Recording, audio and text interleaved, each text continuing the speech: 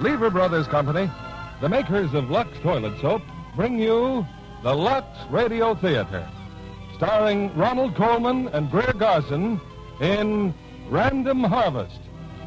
Ladies and gentlemen, your producer, Mr. William Keeley.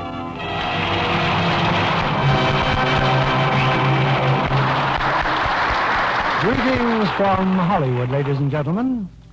It seems only yesterday that I was at the Ambassador Hotel applauding a great actress who had just received that year's Academy Award, Miss Greer Garson. It was a similar thrill that I enjoyed again this year when the same high honor was bestowed on Ronald Colman. And it's a double thrill to have them here tonight, co-starred in a play that we present by popular demand, Metro-Goldwyn-Mayer's Random Harvest.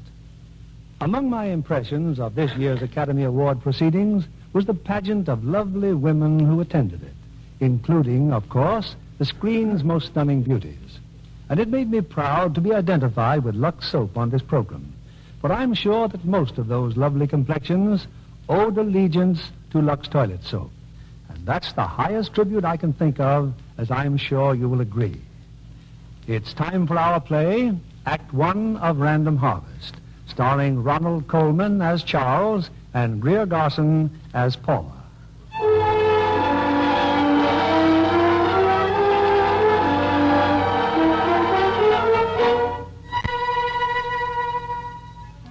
From the records of the Melbridge County Asylum, November 1918. Patient number 43652, name unknown, picked up by Germans in a shell hole near Arras, exchanged through Switzerland. Patient has no remembrance whatsoever of past life. Trouble with speech, the result of shock. Prognosis, could be cured with patience and care in normal surroundings. On the night of November 11th, 1918, this patient escaped from Melbridge Asylum.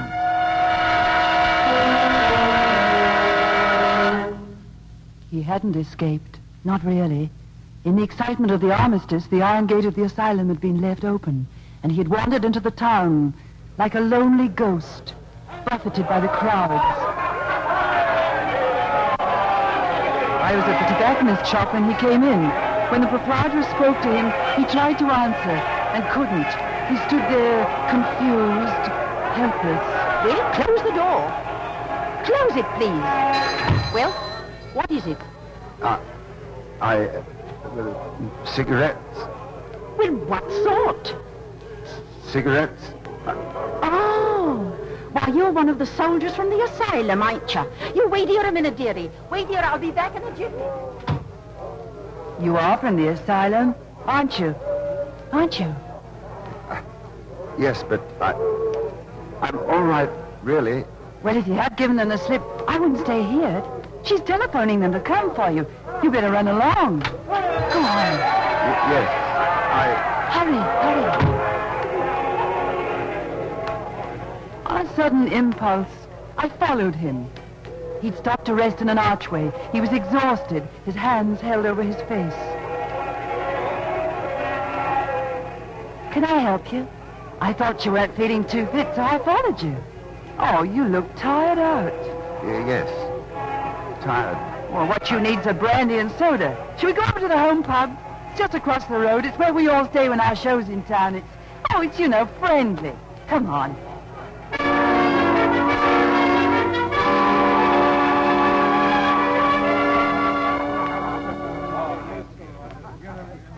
Will you have another? Will you? No, thank you. Well, I have to get back to the theater. Now, what are you going to do? Oh, dear, will you be all right? What am I going to do with you? I'll be all right. You sure? Listen, how'd you like to see the show? You can sit in my dressing room. We'll have a nice little chat. Hey? Just you and me. Good? Good.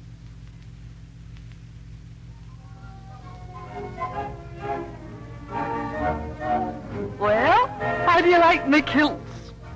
Or don't you? Yes. Now tell me all about yourself. Why did you give them the slip up at the hospital? You don't like the place? No? Well, then surely you ought not to be there. Well, come on. Answer me. Try. I'm all right, really. My speech. Just nerves. Well, there now, you see, you're doing splendidly. There's another thing. I lost my memory. I don't even know who I am. You mean... Well, I know who you are. You're somebody awfully nice. What did they call you at the hospital? Smith. That's not my real name. What's yours? Paula Ridgeway. Look here, Smithy. Can't be good for you up there among all those poor souls. You can't be happy. How are you ever going to get better if you're not happy? Perhaps I shouldn't be very happy anywhere just now. But, Smithy, the war's over. Doesn't that mean anything to you? I suppose it should. No, of course not. You couldn't... Oh, I say, haven't you any friends? Any parents that you can trace? Some people came to see me at the hospital, but I wasn't their son. Oh, I bet they were disappointed, weren't they? Yes, I think so. I was, too. I'd liked to have belonged to them. Oh, Smithy, you're ruining my makeup. Now you do chatter. Yes, I seem to have talked rather a lot. Oh, that's me. I always bring people out. Much too far sometimes. You're on look.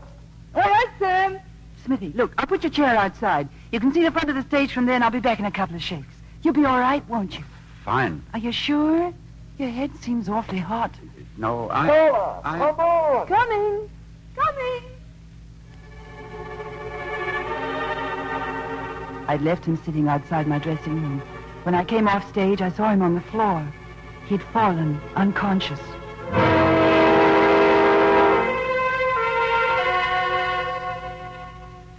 It's the flu, all right. The minute I seen him, I knew he had the flu. Listen, Biffa, there's something I ought to tell you. He's from the county asylum. No. Cool. But he's all right, really he is. He'd have been discharged long ago if he'd had a home to go to. Oh, you don't think they'll come after him, do you? I'm all right. Just my speech. I can't remember. Rest now, Smithy. You mustn't talk. I'm not like the others. I can't go back. If I go back, I'll never come out. I'll be like the others. You shan't go back, Smithy. I won't let you go back. Rest now. Rest, Smithy. Go to sleep.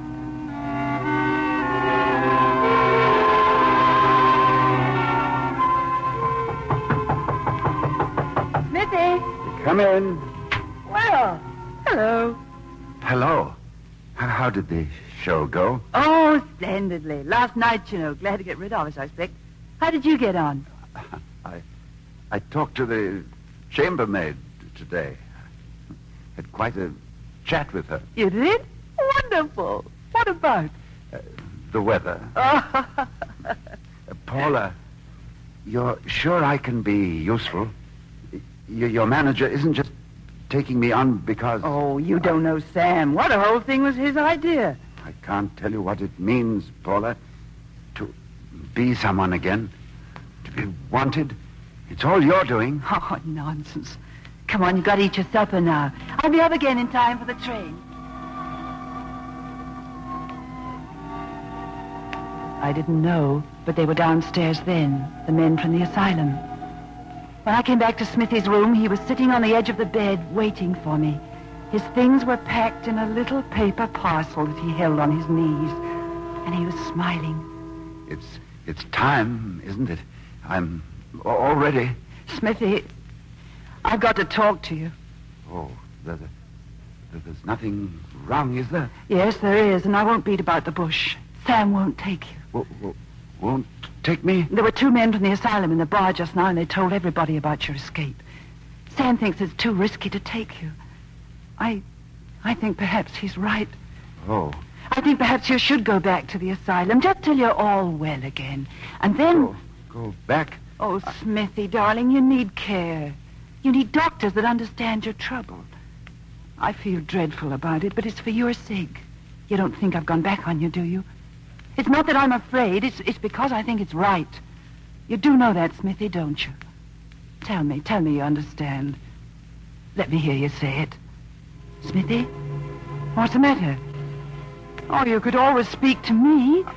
Speak to me. Oh, Smithy. No. Don't try to tell me. I know you can't go back there. You're coming with me, Smithy. Everything's going to be all right. Now, don't you worry. We can't go with the others, but we'll find some quiet place where you can rest and get well. Hurry now. We'll slip out by the back door.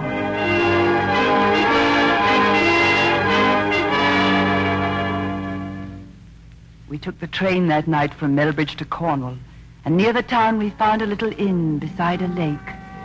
It was like the end of the world, quiet and lonely and lovely. Oh, Smithy, isn't it wonderful? Now all you have to do is to get well. You will get well, won't you? Say it.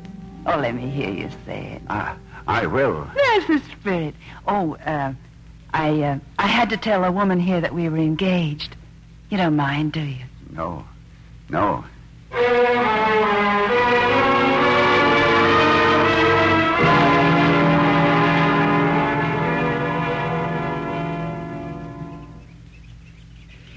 Smithy! Hello. Here. Oh, I've been looking all over the place for you. I've been fishing. Did you catch anything? No, just fishing. Look, a letter just came for you. Look, it's from Liverpool, from that newspaper. I say, so it is. Must be about that article you sent them. Yes, I suppose it could be. Well, for pity's sake, Smithy, open it. Oh, yes, of course. I say, it's a check. I don't believe it. Let me look. It's a small check, but it's a check. Oh, Smithy, how wonderful. Yes. Oh, it means an awful lot. You didn't know you had an author on your hands, did you? Well, of course I did. I'm really not a bit surprised. Do you think I can sell another? Another and another and another. Smithy, I wonder if you were a writer before the war. Yes, I've wondered that, too. Aren't you terribly curious? About the past, I mean. Suppose it all came back to you suddenly, and it was, I don't know, awfully grand with all sorts of wonderful people. Why, you might even be married, Smithy. Who knows? Oh, nonsense. Well, how can you be so sure? Well, because... Paula. Mm-hmm. Paula, I wondered if I could make a living at writing. Well, why not? Well, of course you could. Paula, it's a lot of nerve, but I've fallen in love with you. Oh, no, you haven't. No, you're just being a little gentleman. No, I'm nothing of the sort. I'm asking you to marry me on a check for 2 guineas. Smithy, don't ask me, please. I might take you up on it. I'm just that shameless. Oh, Paula. Oh, I've run after you from the very beginning. You know I have. I never let you out of my sight since I first saw you in that little shop. Never do it, Paula. What? Never leave me out of your sight. Never again. Oh, Smithy, you do mean it. You do want it, really? More than anything else in the world. My life began with you. I can't imagine a future without you. Oh, I'd better say yes quickly before you change your mind. It's yes, darling.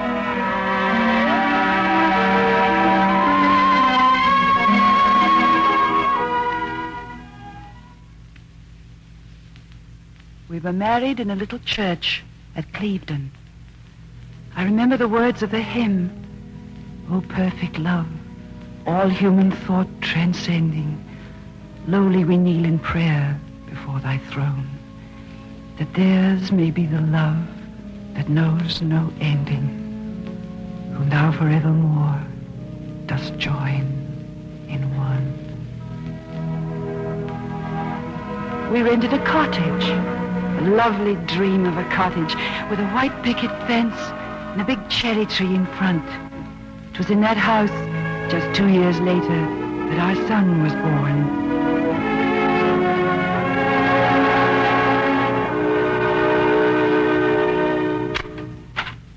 Good morning. Are you the registrar of births for Clevedon? And vicinity? Well, I've dropped in to register a new subject. Name of child? Smith. We're calling him John, after me. My wife thinks he's the image of me. Really? And the date? Oh, of course, he has her eyes, mind you. Blue. And when he smiles, then he's just like my wife. Except for the teeth. You can't expect everything all at once. What did you say the date was? November the 6th. Don't you want his weight? No, thank you. 8 pounds, 3.5 ounces. Yes, sir. Bigger and stronger than babies twice his age. A father's profession. Writer. In a small way, of course. Writer and parent. A parent in a big way. That'll be all. All? Yes, thank you. Oh, but you can form only a very inadequate picture of him from what I've given you. I'll just have to struggle along. I tell you what, I'll bring him in person one of these days. Do that. Then you can see for yourself. Do I get a receipt? You do. Here it is. Thank you. Thank you very much. Thank you. I'll bring him in. Do that.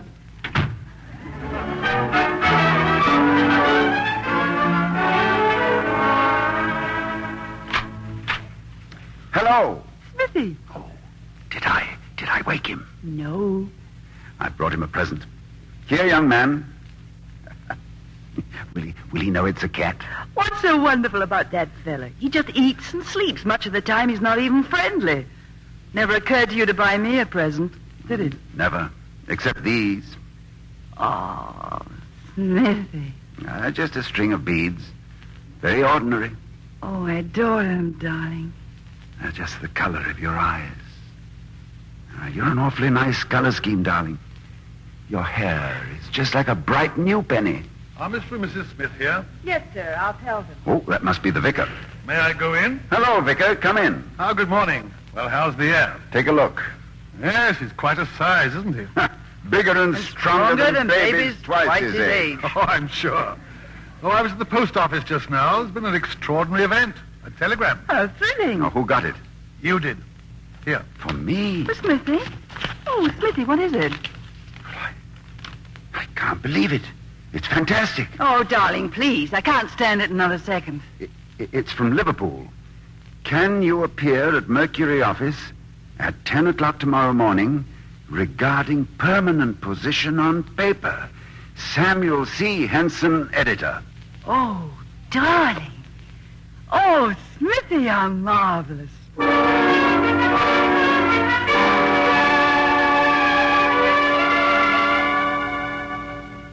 Goodness, you're a terrible packer. Shirt, socks, tie. May I ask what you're going to sleep in? Oh, great Scott. Pajamas. Here. Are you excited? Wildly. Oh, my dear, think what it means. I'll be able to do things for you. Things I've always dreamed of. I wish I could come too. Yes. Yes, I've been thinking of that. But I daren't wait. He might change his mind. Darling, you're not worrying about me, are you? I feel absolutely sure of myself. I know. I shan't worry. It's just... I know. Our first parting. Mm-hmm. But I'll be back tomorrow night. Where will you stay? Oh, I hadn't thought. The Great Northern isn't bad. It's near the station. All right. Well, goodbye, my darling. Goodbye. Say goodbye to your son. Goodbye, young fellow. Goodbye, darling. Goodbye. See you tomorrow night. Tomorrow night, darling. Good luck, Smithy.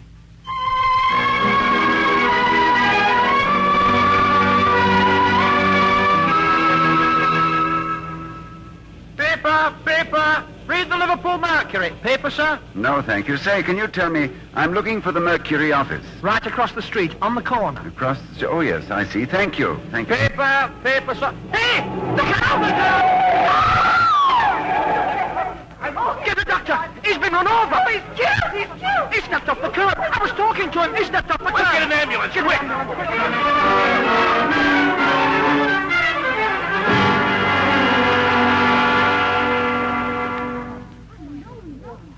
He's coming around now. Feeling better? Oh, you've got an unholy bump on the head. Do you feel any pain? Well, my head aches a bit. It'd be funny if it didn't. What on earth? My clothes. I've no business to be in civvies. What should you be in? In uniform, of course. where the devil am I, anyway? You're in Liverpool. In Liverpool? A chemist's shop.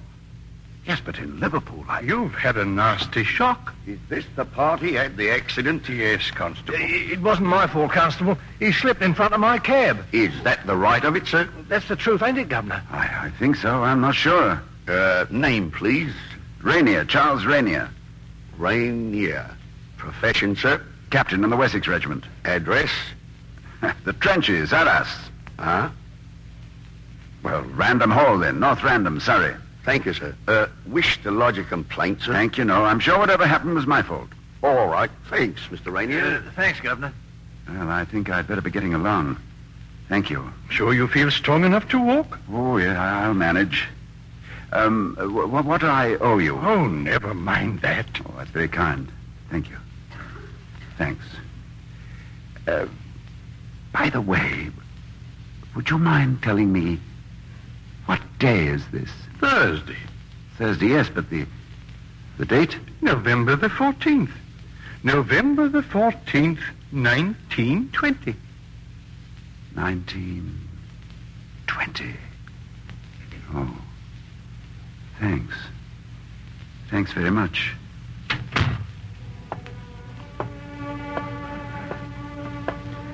$1920. 3 years gone. 3 years. France. I remember distinctly. Vincent was killed, young Davidson. But what after that? Liverpool. What am I doing here? Better go home. Yes, make clear things up. Go back to Random Hall. The family. Better go home.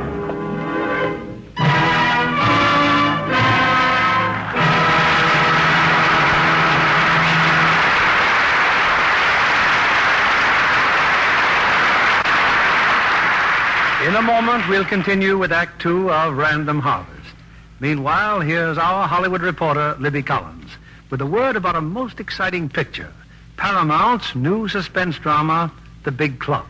Whodunit fans will get a thrill out of this one, Mr. Keeley. The clock dominates the picture. 2 stories high, it's built into an enormous set that represents an ultra-modern publishing office. Well, actually, it's Charles Lawton who dominates the story. Oh, and he makes a marvelous villain. And Ray Milland, as the leader of the manhunt, sets a breathless pace for the rest of the cast. And orchids to the ladies in the picture. Oh, yes. Maureen O'Sullivan as Ray Milland's wife and Rita Johnson as the blonde menace are wonderful. It's a pleasure to see Maureen O'Sullivan return to the screen in The Big Clock, which, incidentally, was directed by her husband. Yes. It's Maureen's first picture in 5 years. I'm sure moviegoers are going to say she's as lovely as ever, too. Maureen always reminds me of a wild rose. She has such a fresh, radiant look. I imagine John Kennedy will second me on that. Who wouldn't, Libby? Maureen O'Sullivan is a real Irish Colleen. Sure, and I could rave about her complexion, too. Well, naturally, since it's such a perfect example of what we mean by a Lux complexion. Do you know, Mr. Kennedy, Maureen tells me she never neglects her daily Lux soap facials. It's a care that really works, she says. Well, when one of our loveliest Lux girls tells you that, it's a real tribute to gentle Lux soap care. No wonder 9 out of 10 screen stars use Lux soap so faithfully. Those beauty facials really do the trick. Leave skin softer, smoother. Tests by skin specialists prove it. In actually 3 out of 4 cases, skin became lovelier in a short time. So let's remind the ladies in our audience, Libby, that in Lux soap they have a real beauty care. As fine a soap for precious complexions as money can buy. Why not get a supply of this fragrant white Lux toilet soap tomorrow? We return you now to William Keeley. Act Two of Random Harvest, starring Greer Garson as Paula and Ronald Colman as Charles.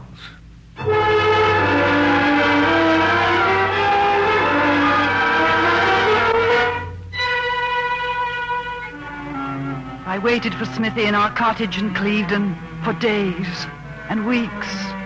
Then I knew he would never return. I went to Liverpool to the hotel where he had stayed. His grip was there, but there was no trace of him. Then I went to Melbridge to consult Dr. Benet at the county asylum. I can guess what has happened, Mrs. Smith. In some way, Perhaps by shock, your husband's memory has returned. He's taken up his former life again. But his life with me. We were married. We have a child. Those years are a blank. His life with you is forgotten.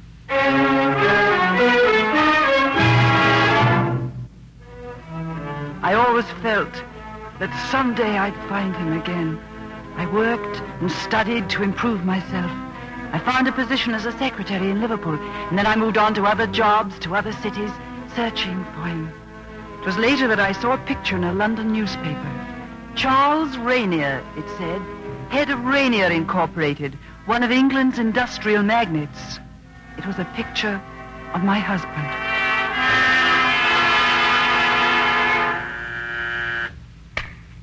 Yes? Miss Kitty Chilcott is here, Mr. Rainier. Oh, send her in, please. Hello. Hello, nuisance. I suppose you don't remember my telling you I'd be busy. Not a word. Well, how'd you like me? My dear, you look adorable. Then adore me over luncheon. No, sorry, Kitty, I can't possibly afford the time. Oh, yes, you can. Miss Hanson says so. Oh, just a moment. Miss Hanson. Yes, Mr. Rainier? Owing to lamentable weakness of character, I'm having lunch at the Savoy. With your approval, I understand. I thoroughly approve. There. I see. And have I any appointments for 2 o'clock? Yes, but I can postpone them. Thanks. All right, young woman, I can give you precisely 1 hour and a half. From door to door. Oh, no. Miss Hanson told me 2 hours. Now come along.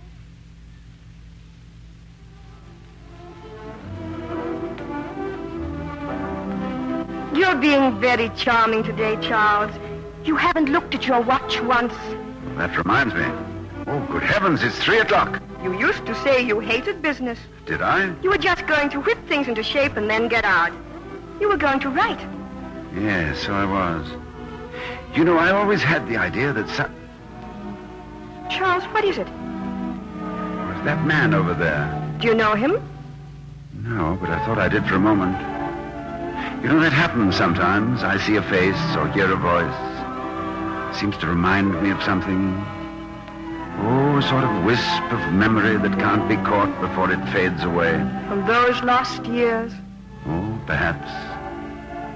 Now, what were you saying? That you should take a holiday. Oh, I haven't the time. Oh, that's nonsense. Charles, how old are you? None of your business. You're awfully nice looking, Charles. Thank you. Oh, but it's not fair. What? Well, you've spoiled me for other men, that's what. Oh, Kitty. It's no secret, is it? I've always been mad about you. Kitty. It might be fun if you love me now. We're not alike, you know. We laugh at the same things and we have marvelous times together. I sometimes wonder why you don't. In my slow and careful way, I've wondered sometimes, too. Well, why don't you, just to be curious? I haven't said that I don't. Oh, no. Would it be too incredible? It would be fantastic. Well, then it is fantastic. But I don't believe it. I don't believe that you mean it. It's just a dream. No. You do want me. I'm not just a schoolgirl to you. Darling, you're very sweet and dear to me. I'm building a great hope on you, Kitty. I'll come to the office tomorrow and find you've forgotten all about it. Oh, no. Now have Miss Hanson remind me. Oh, Charles, darling, take me out of here. Take me somewhere and kiss me.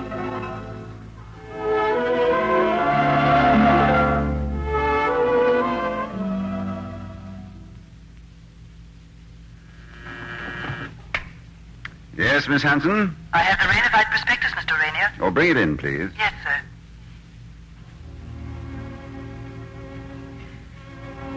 Miss Hanson. She was Mr. Rainier's private secretary. She'd been with him 3 years. He used to say jokingly that he couldn't get along without her.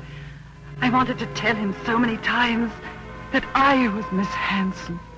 I went again to Dr. Benet, the only one who knew. I pleaded with him to let me tell Charles. You must wait, Paula, until he recognizes you. I believe that somewhere in his mind there is a phantom memory of you that will always stand between him and any other woman. But he can't give you reality. You're just a fugitive shadow in a dream. That isn't much help to me, is it, Doctor? I'm real. These are real tears. And my jealousy is real. and my need for him. But if you tell him and he doesn't remember, I'm warning you. There's only disaster for you both.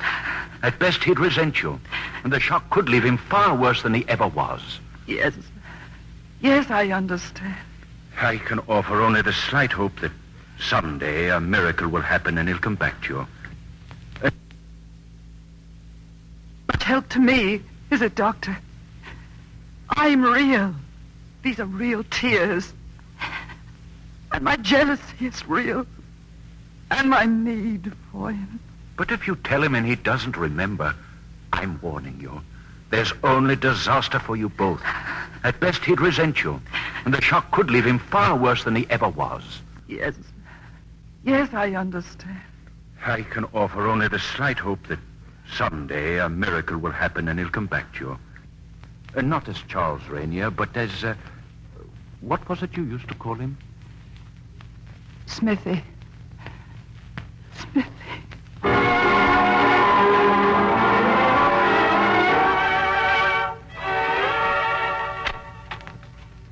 The prospectus, Mr. Rainier. It's all here, I believe. Oh, yes. I'm sorry, Miss Hanson. Daydreaming. You saw this offer from Harwood and Williams? Yes, Mr. Rainier. You worked for them once, I believe. Do you think they're bluffing? I think not. I used to know Mr. Williams pretty well. Oh, yes, I remember. He was quite annoyed when you came to me. He called me a pirate. Oh, well, that wasn't fair. It was really all my doing. Oh, indeed? How? Well, I'd come across a picture of you in a newspaper. Underneath it said, one of England's industrial magnates. Oh, dear me. Yes. I was impressed. I decided then and there I must better myself. Well, I'm sincerely glad you did, Miss Hanson. Now, what's all this? Oh, that's the report on that firm in the Midlands. Oh, yes. The Melbridge Cable Company. Melbridge? Yes, it's a town in the Midlands. Melbridge? Oh, yes, of course. I think Harrison mentioned it. I'll get him to run down. I'm taking a long holiday, Miss Hanson. Are you? Well, I think that's a very good idea. I may be gone a year, if things can be arranged. A year? I'm being married, Miss Hanson. Oh. And you're the first to hear the news. I'm afraid it'll mean a lot of extra work for you. It's Miss Chilcott, I suppose. Yes, it's Kitty. Was it so obvious? Oh, no, not at all. She's a very charming girl. Yes, I fully agree. Well, I hope you won't take it into your head to follow my example, Miss Hanson. I don't know what I should do without you. I have been married, Mr. Rainier. You may remember I told you when I came here. Oh, yes, to be sure. Yes, you had a child, I believe. Yes. A little boy. He died. Oh, yes. I'm sorry.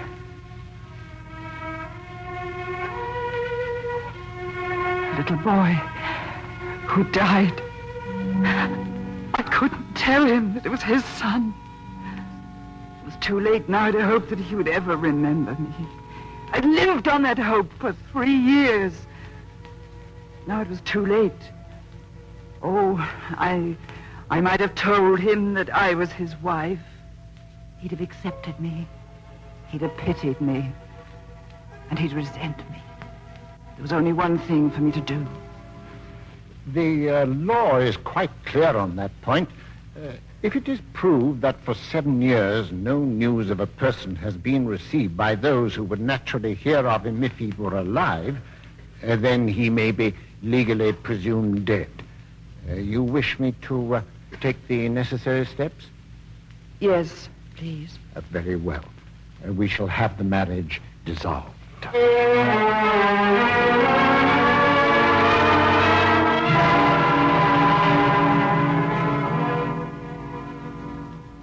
What do you think, Charles? Have you any choice? About what, Kitty? About the hymns to be sung at the wedding. It's your wedding, too, you know. Oh, I'd like anything you pick out. Do you care for this one, Mr. Rainier? I play it quite often. The voice that breathed o'er Eden, that earliest wedding day. Oh, yes. But there's another lovely one, nearly always used. This, perhaps. O perfect love.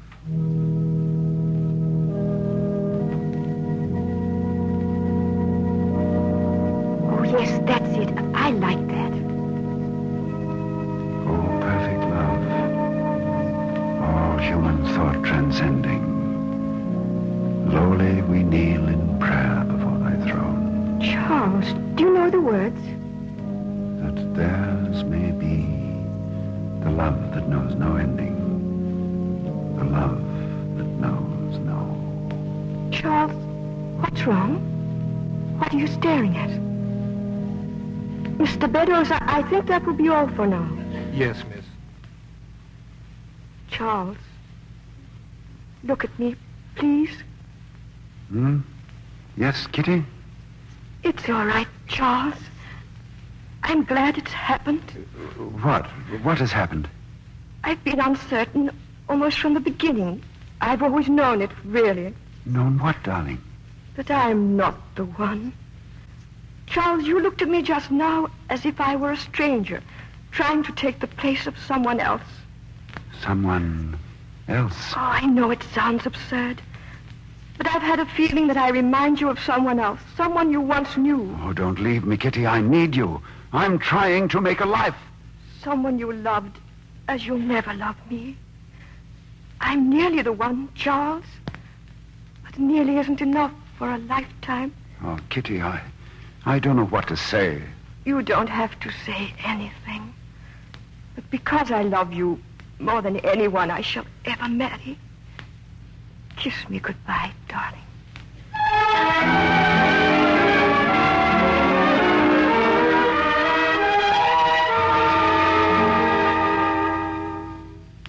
But Sheldon, where did Mr. Rainier go? I don't know, Miss Hanson.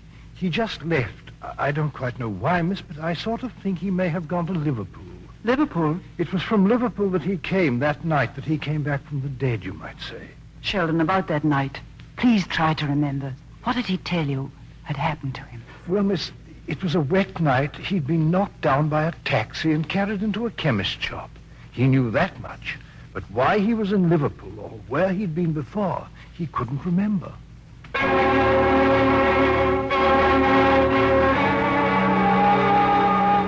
I went directly to Liverpool. I found him in a hotel room, alone. Come in. Why, Miss Hanson. Oh, please forgive me for coming. We were all so anxious. And something very important came up. Well, how did you know I was in Liverpool? Something Sheldon said. I made inquiries. Oh. You say some important business induced you to follow me? Yes, Sir Edward Lake died yesterday, and there'll be a by-election for Parliament. They'd like you to stand in the Liberal interest. No. Miss Hanson, did Sheldon tell you of my experience here about 12 years ago? Yes, he did, Mr. Rainier. I came back here at that time, hoping to stumble on the trail of my past. But I failed then, and I've failed now. Nothing helped you? Nothing. Why should I feel a sense of loss so acute that it's spoiling your life? Oh, I'm not being honest with myself. My life's not complete. And I've hurt others. I don't know why I bore you with my affairs, Miss Hanson. You feel perhaps that you lived in Liverpool? It seems possible. But not certain. You mean I might have been visiting? From a nearby town or from the country, perhaps on business. Yes, perhaps. And stayed at some hotel. Do you know in what direction you were walking when the accident occurred? Yes, I was walking down Mason Street. It was wet. Well, there are two hotels north of Mason Street. There's the Old Olympic and the Great Northern. The Great Northern? Yes. It's quite a distance from the Olympic, so if it was wet and you were walking, the chances are that you were coming from the Great Northern. Yes, presuming I was staying at a hotel at all. But under what name was I registered? Well, there's just one chance to find out. If you were at a hotel, you walked out leaving unclaimed luggage. Would they keep it so long? Oh, surely it's worth investigating. Yes. Yes, you've given me fresh hope, Miss Hanson. We'll start with the Great Northern.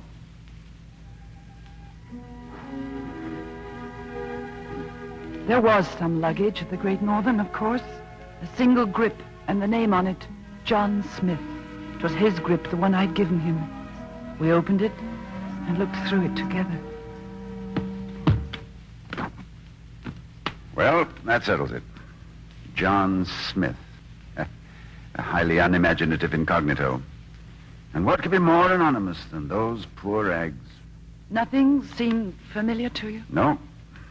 There's a finality about that most unrewarding find, like a door slammed and bolted. I'm not sure what you mean by that. Means that I shall learn to accept myself for what I am. A psychological defective. As Kitty saw me, as you must see me. It means that I shall never know.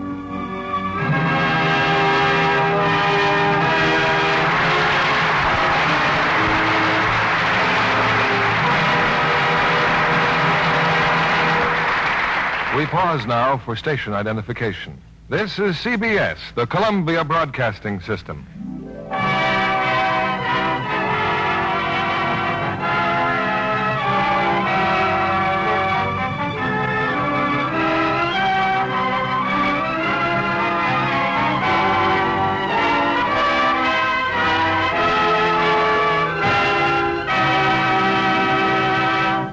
In just a moment, we'll continue with Act 3 of Random Harvest. Our guest tonight, Miss Lorene Tuttle, is walking on air, and with good reason.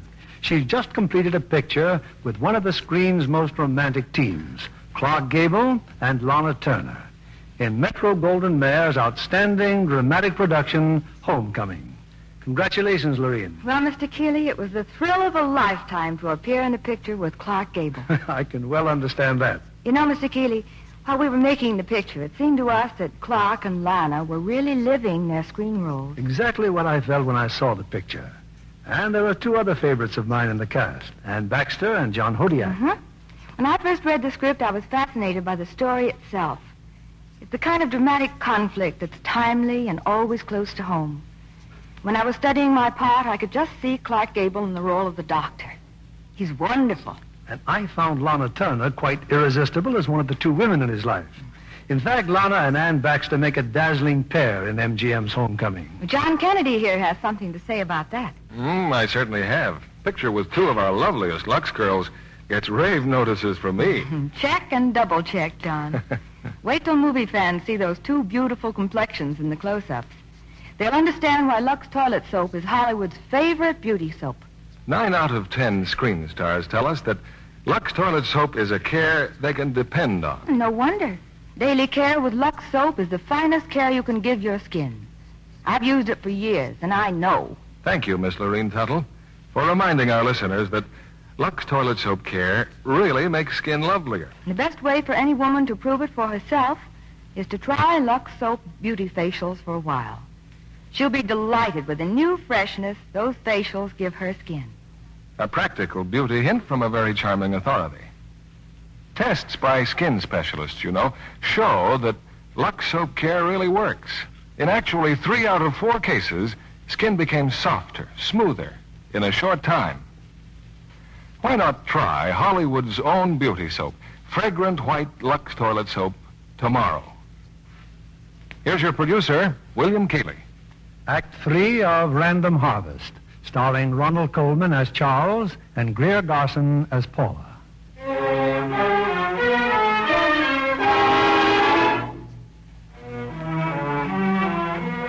The door to the past was shut and bolted forever. There was no chance now, no hope that he would remember me. I stayed on as his secretary because I couldn't live away from him. I was with him through the election. He took his seat in the House, and I was there the day he made his first speech. Hello. It was nice of you to come down for my debut. Was I satisfactory? Oh, very. By the way, I haven't really thanked you for your help in the campaign. I thoroughly enjoyed it. I'm glad. I'm very glad. You're staring at me, you know. Oh, I'm sorry. It just struck me. Your hair is bright red in the sunshine. Oh, is that all? You were looking so intense. Was I? Did you ever have those feelings of having lived through certain moments before? You mean you have the feeling that you've known me before? Well, as a matter of fact, I felt it quite strongly the first day you came into my office. Oh, was that why you engaged me? Perhaps. But it was also your air of quiet efficiency. Oh. Miss Hanson, forgive me, but is there any possibility that you might marry again? Not the slightest. I'm asking you because I have a proposal to make. It may sound outrageous to you, but it's not a sudden impulse. I've thought it over very carefully. You and I are in the same boat. We're both ghost-ridden. Oh, that sounds a bit dramatic, but I think it expresses it. We are prisoners of our past. Yes. What if we were to pool our loneliness and give each other what little we have to give? Support, friendship. I'm proposing marriage, Miss Hanson. Marriage? Or should I call it a merger? You know, I'm good at mergers. But a member of Parliament should have a wife, Margaret, so I'm told on all sides. You have exceptional gifts. Would it interest you to have a wider field for them? I don't know.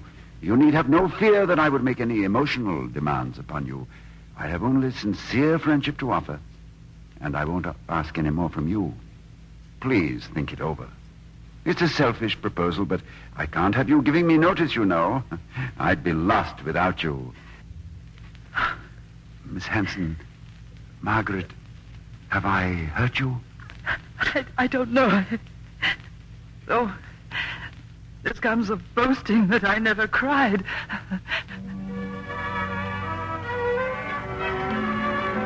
I married Charles Rainier. I don't know what I expected. Perhaps that he would someday fall in love with me. But I kept to the terms, and Charles did too. It was Sir Charles now, Sir Charles and Lady Rainier, who appeared together at the opera, who gave dinners at Random Hall for the Prime Minister. Sir Charles and Lady Rainier. A very devoted couple, people said. Good night. Good night. Good night.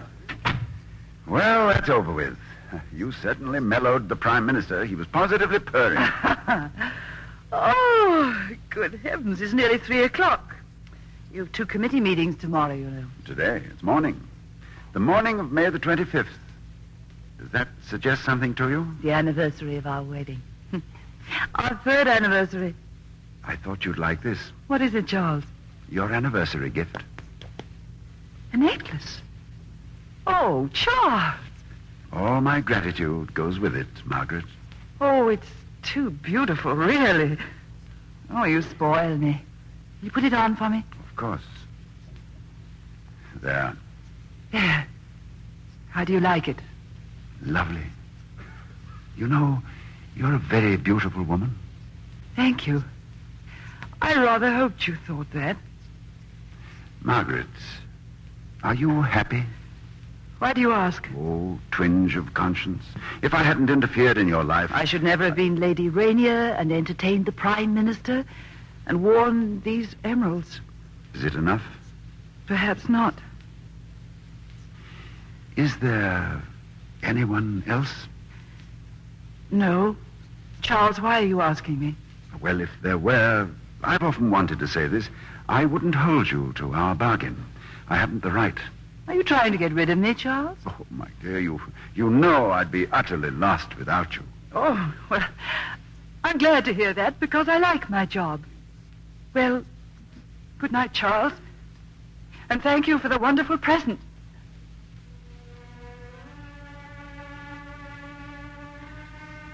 I cried that night.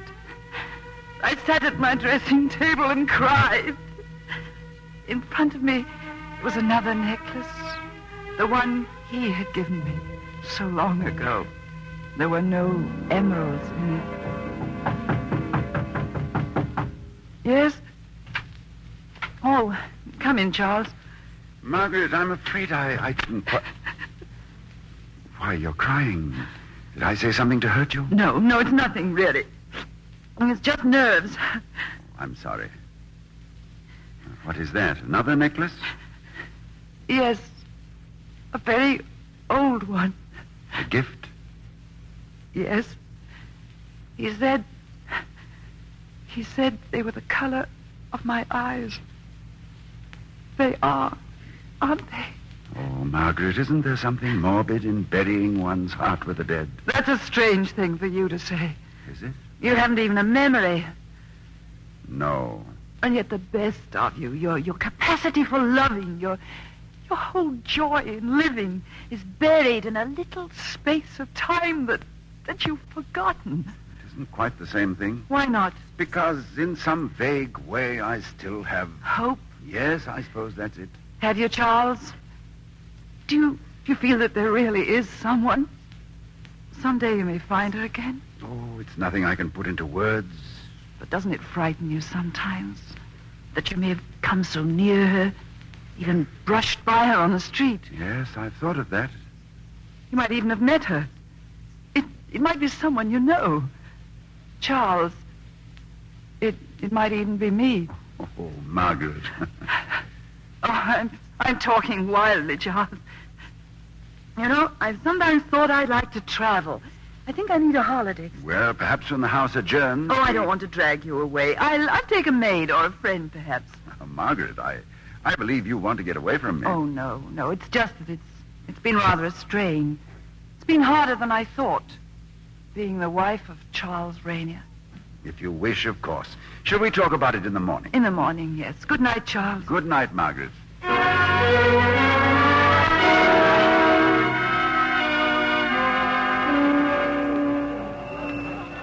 I think this is my compartment. Yes, it is. You're having only 2 days in the country? Yes. My boat sails on Wednesday. And is it on your way, this place? No, it isn't really. It's just a quiet little country village with a delightful old inn and a cottage that I want to see again. A cottage? I was once very happy there. Well, goodbye, Charles. Margaret, I wish you weren't going.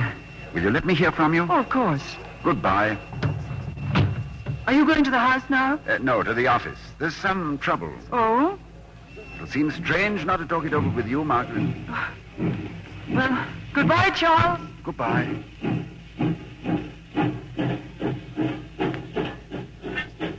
Sir Charles. Yes? Oh, hello, Harrison. I took the liberty of coming down, sir. This strike, you know, it's pretty serious. Strike, eh? At the Melbridge Cable Works. The men are out of hand. Melbridge? Oh, yes, of course. Well, perhaps we'd better run down there. Yes, sir.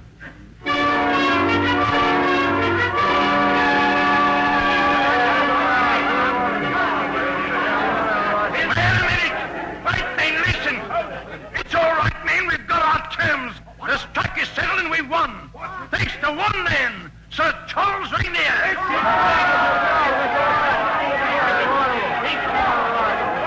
Well, they seem quite happy, sir. Yes. Yeah, well, there's nothing more we can do here. Melbridge. Not exactly the place I'd choose to live in. Shall I get a cab, sir? No. Let's walk. It's not far to the station. Very well, sir. The fog's getting thicker. Yes, beastly. You got a cigarette? No, I'm sorry. Oh, never mind. There's a little tobacconist just around the corner. Yes. But I thought you'd said that you'd never been in Melbridge. I haven't. But you said there's a little tobacconist just around the corner. Hmm? Oh, so there is, you see. Over there. Yeah, but that shop is off the main street. You couldn't have seen it on the way from the station. Well, no, that's true. Well, then, how did you know of it? I don't know. You came straight to it. Yes. I was sure. But I don't know how. Melbridge. What's the matter? Melbridge. Are you ill, sir? Let me get a cab. No. Let me think. There's something that shop. The streets. Crowds. Well, there's a taxi. I'll get it. Taxi. Crowd.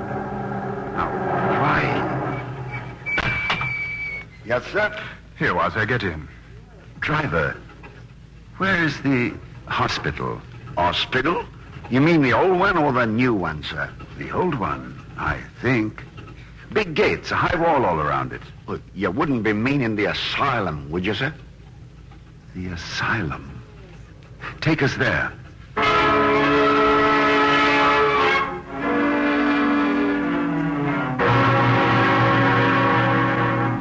Well, look here, sir. You say that you came out of these gates? Yes, I'm sure of that.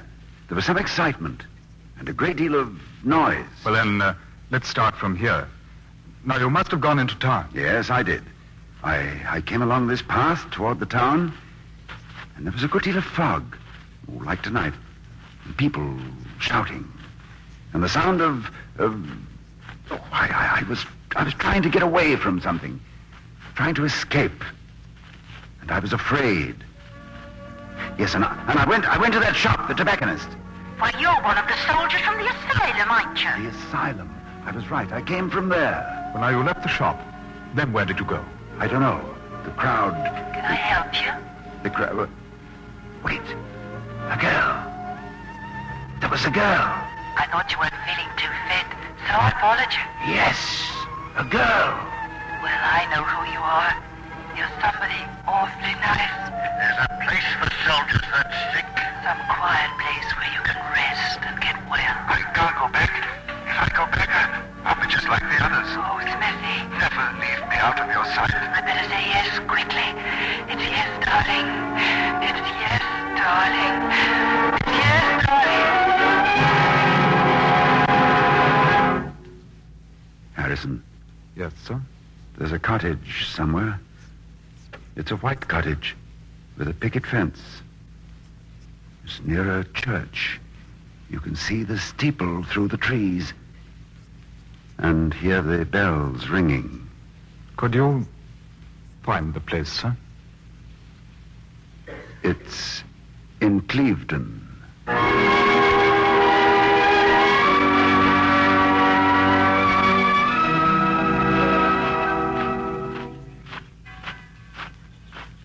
Charles! Paula! How did you know? Oh, I've been looking for you for such a long time. Smithy! Such a long, long time, Paula. Smithy! Oh, Smithy! I've found you, God. Paula. I've found you, Paula, oh, darling. I've found you.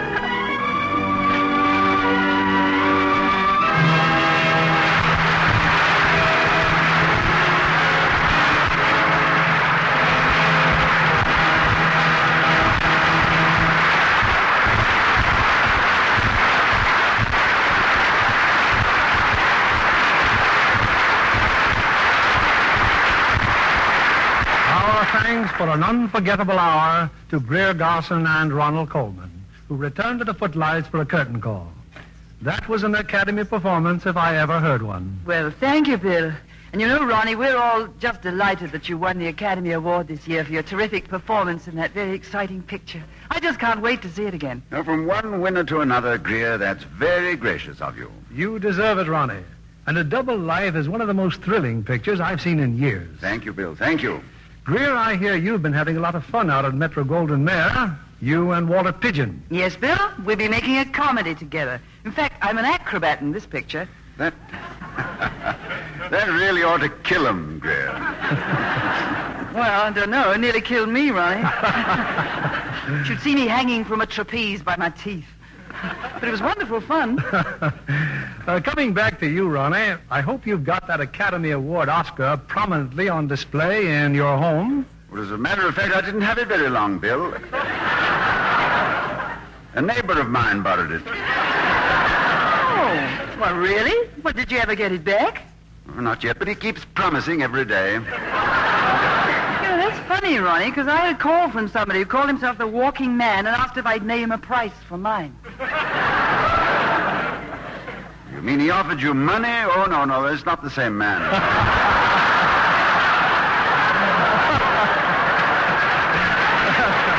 You know, Greer, after seeing how ravishing you looked at the opera the other night, may I say there's another award that you deserve? This one from us, for that lovely Lux complexion. Well, thank you kindly, Bill. It's true, I am a Lux fan. And from one with your beauty, that makes us very proud indeed. What's the play for next week in this theater, Bill?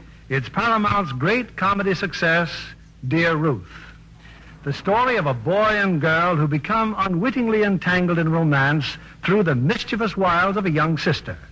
And we're fortunate in having the original stars, Joan Caulfield, William Holden, and Billy DeWolf. Dear Ruth is a most amusing play, Bill. Your listeners should love it. Good night. Good night. And congratulations to you both.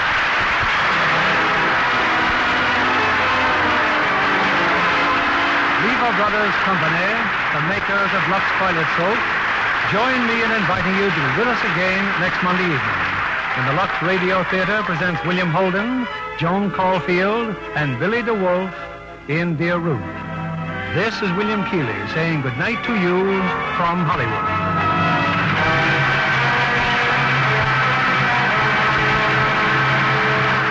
Greer Garson appeared by arrangement with Metro-Goldwyn-Mayer, currently releasing Frank Capra's production of State of the Union.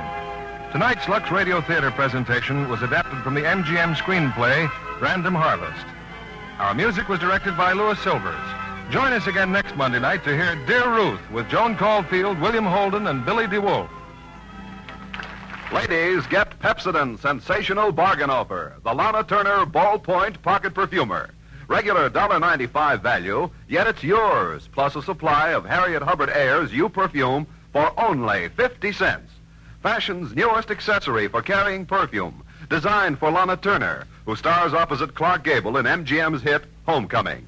Send 50 cents with both blue and flaps from any Pepsodent carton to Pepsodent, Box 776, Chicago, Illinois. Offer good United States and Territories only. Send tonight. Be sure to listen next Monday night to the Lux Radio Theater presentation of Dear Ruth with William Holden, Joan Caulfield, and Billy DeWolf. Stay tuned for My Friend Irma, which follows immediately over most of these stations. This is CBS, the Columbia Broadcasting System.